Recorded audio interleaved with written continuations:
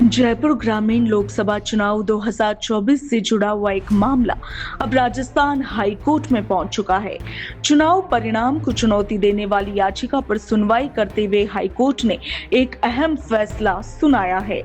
भारत निर्वाचन आयोग चाहता था कि उसे इस केस से अलग कर दिया जाए, मगर कोर्ट ने साफ कह दिया है कि निर्वाचन आयोग, मुख्य चुनाव आयुक्त, जिला निर्वाचन अधिकारी और रिटर्निंग ऑफिसर इस मामले में पक्षकार बने रहेंगे। राजस्थान हाईकोर्ट के जस्टिस विनोद कुमार भारवानी की अदालत ने कांग्रेस प्रत्याशी अनिल चोपड़ा की चुनाव याचिका पर सुनवाई करते हुए एक महत्वपूर्ण आदेश जारी किया है। कोर्ट ने इलेक्शन कमीशन की उस अर्जी को खारिज कर दिया जिसमें आयोग ने खुद को और चुनाव अधिकारियों को इस मामले से हटाने की मांग की थी। अब इलेक्शन कमीशन, मुख्य चुनाव आयुक्त, जिला निर्वाचन अधिकारी और रिटर्निंग ऑफिसर इस चुनाव याचिका में पक्षकार बने रहेंगे। दरअसल साल 2024 के लोकसभा चुनाव में जयपुर ग्रामीण सीट से भाजपा उम्मीदवार राव राजेंद्र सिंह ने कांग्रेस प्रत्याशी अनिल चोपड़ा को केवल 1615 वोटों के अंतर से मात दी थी और यही कम जीत का अंतर अब इस पूरे विवाद की सबसे बड़ी वजह बन गया। चुनाव परिणाम के दिन यानी 4 जून 2024 को रिटर्निंग ऑफिसर ने निरस्त किए गए डाक मतपत्रों की संख्या 1225 बताई थी, जबकि बाद में सूचना का अधिकार यानी कि आरटीआई के तहत उपलब्ध कराई गई इंफॉर्मेशन में यही संख्या 2738 बताई गई।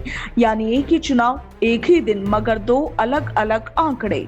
और इसी विरोधाभास को आधार बताकर कांग्रेस प्रत्याशी ने चुनाव परिणाम को चुनौती दी है। हाईकोर्ट ने भी अपने आदेश में माना कि जीत का अंतर केवल 1615 वोट का था, जबकि निरस्त डाक मतपत्रों की संख्या को लेकर अलग अलग आंकड़े सामने आए हैं।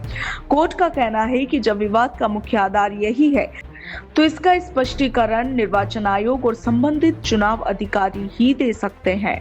इसी वजह से उन्हें इस मामले में आवश्यक पक्षकार माना गया है। इलेक्शन कमीशन की ओर से अदालत में दलील दी गई थी कि जनप्रतिनिधित्व अधिनियम 1951 के मुताबिक चुनाव याचिका मुख्य रूप से विजयी और पराजित प्रत्याशी के बीच का विवाद होता है और इसीलिए इलेक्शन कमीशन और इलेक्शन ऑफिसर्स को इस केस से हटाया जाना चाहिए।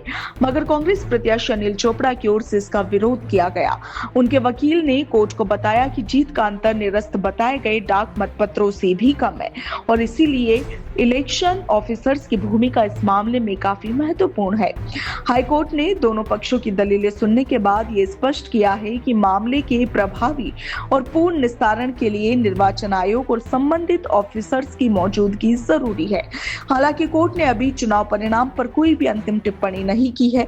फिलहाल ये ऑर्डर सिर्फ इस बात से जुड़ा है कि इस मामले में कौन कौन पक्षकार रहेगा।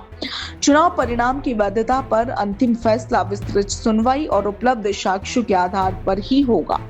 फिलहाल जयपुर ग्रामीण लोकसभा चुनाव का ये मामला अब और भी ज्यादा दिलचस्प मोड़ पर पहुंच गया है।